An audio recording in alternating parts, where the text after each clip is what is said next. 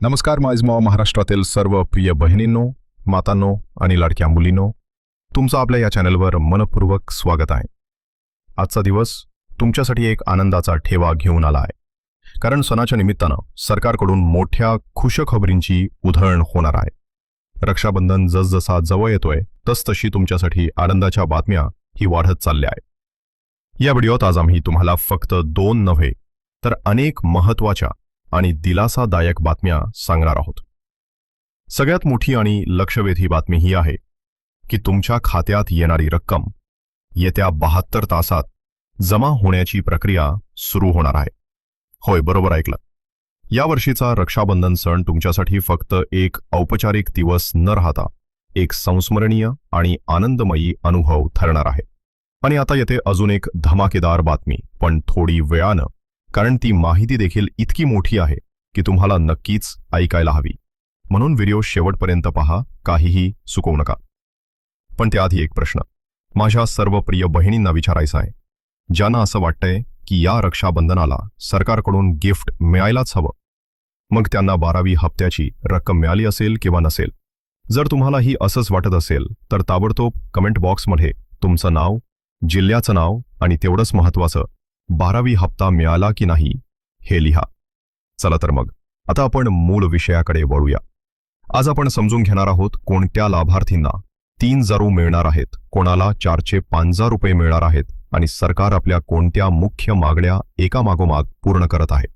आपले आवाज आता सरकारपर्यंत पोहोचत आहेत आणि मागण्या हळूहळू मान्य होत असल्याचं स्पष्ट दिसतंय। चला तर आता सविस्तर माहिती जाणून घेऊया। प्रिय बहिणींनो, तुम्हाला सर्वांनाच माहिती आहे की रक्षाबंधन सारखा पवित्र आणि नात्यांचा सण यंदा 9 ऑगस्टला साजरा होणार आहे। आणि या विशेष दिवसाच्या अगोदरच सरकारकडून तुम्हाला एक मोठं आणि आनंददायक गिफ्ट देण्यात येत आहे।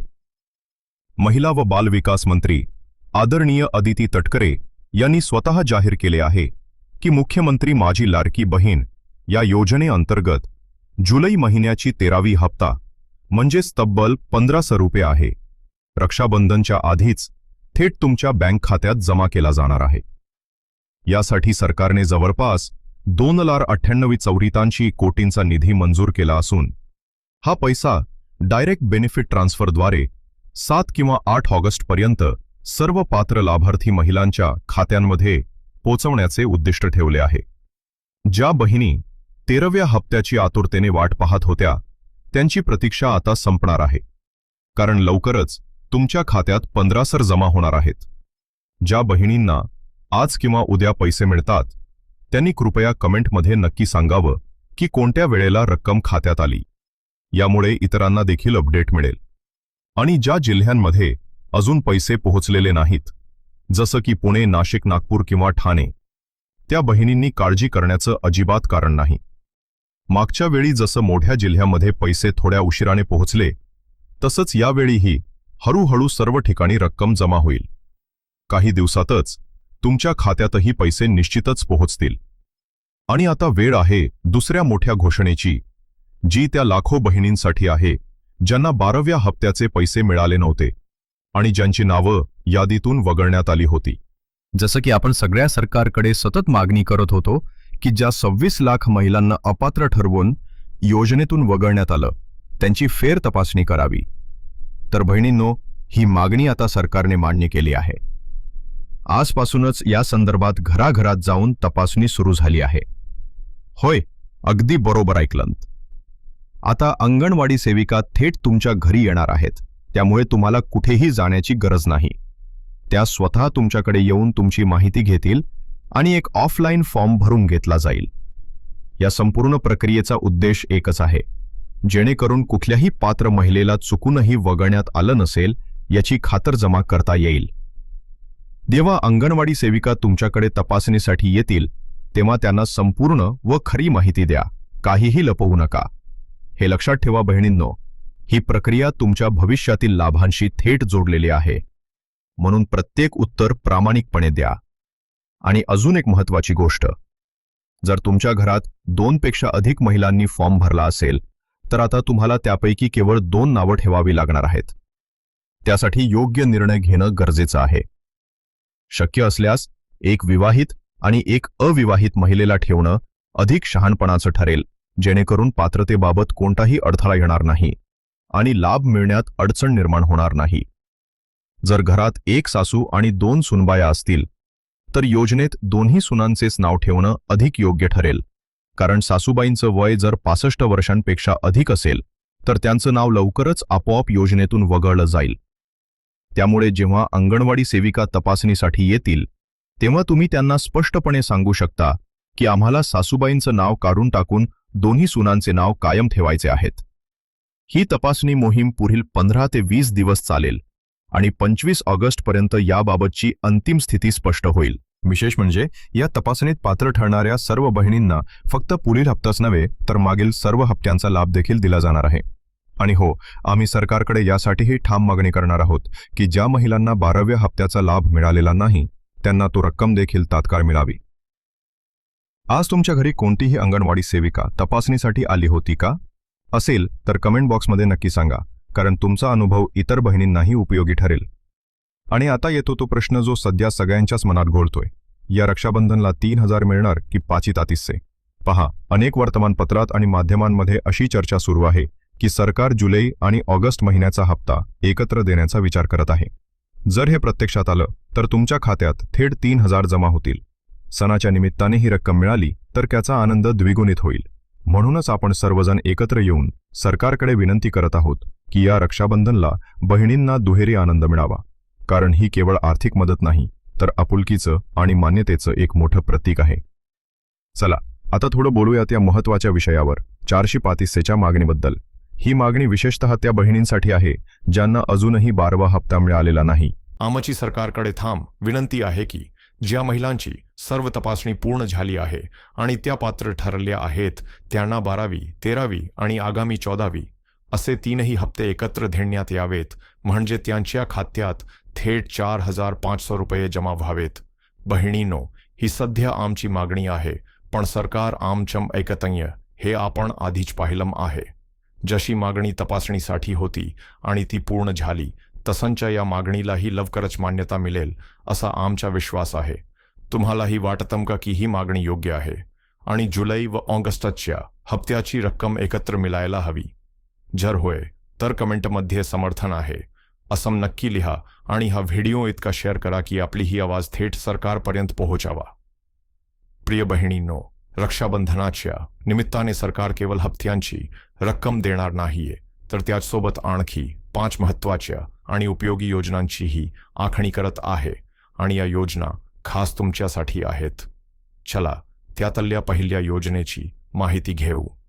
ज्या बहिणींना घरबसल्या स्वतःचं छोटंसं काम सुरू करायचं आहे त्यांच्यासाठी सरकारने फ्री सिलाई मशीन योजना सुरू केली आहे. या योजनेअंतर्गत तुम्हाला तब्बल 15,000 रुपये किंमतीची आधुनिक शिवणयंत्र मोफत दिली जाणार आहे. मात्र यासाठी काही अटी आहेत. तुमच्याकडे पिवळा किंवा केशरी शिधापत्रिका रेशन कार्ड असणं आवश्यक आहे आणि शिवणकामाचं कौशल्य तुमच्याकडे असलं पाहिजे. ही योजना महिलांना स्वावलंबी बनवण्याचं एक पाऊल आहे आणि यातून अनेक घरांना आर्थिक मदतीसोबतच आत्मनिर्भरतेचा मार्गही मिळणार आहे. ज्या बहिणींना दररोज कामासाठी किंवा घरगुती कारणांसाठी बाहेर जावं लागतं त्यांच्यासाठी एक दिलासाद योजना समोर येत आहे.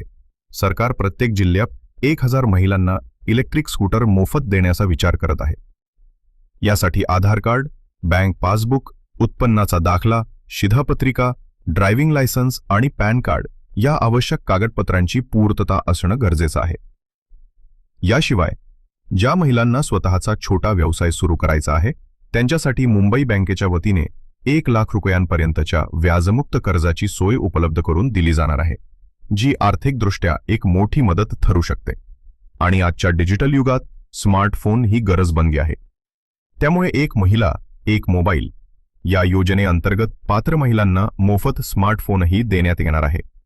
यासाठी तुमचं वार्षिक उत्पन्न 2.5 लाखांपेक्षा कमी असावं लागेल आणि तुमच्याकडे पिवळा किंवा केशरी रंगाचा रेशन कार्ड असणं अनिवार्य आहे. या सर्व योजनांचा उद्देश महिलांना अधिक सक्षम, स्वावलंबी आणि तंत्रज्ञानाशी जोडलेले बनवण्याचा आहे. प्रिय बहिणींनो, सरकारतर्फे तुमच्यासाठी विविध भेटवस्तूंची तयारी सुरू आहेच, पण आम्हालाही तुमच्यासाठी एक खास गिफ्ट द्यायचं आहे, अगदी आपुलकीनं. जसं आपण मागच्या वेळेस केलं होतं तसंच यंदाही आम्ही आमच्या 100 भाग्यवान बहिणींना आकर्षक पैठणी साडी भेट म्हणून देणार आहोत. आणि यासाठी तुम्हाला करायचं आहे एक छोटंसं पण महत्वाचं काम. या व्हिडिओला किमान 100 लाईक्स मिळवून द्यायचे आहेत.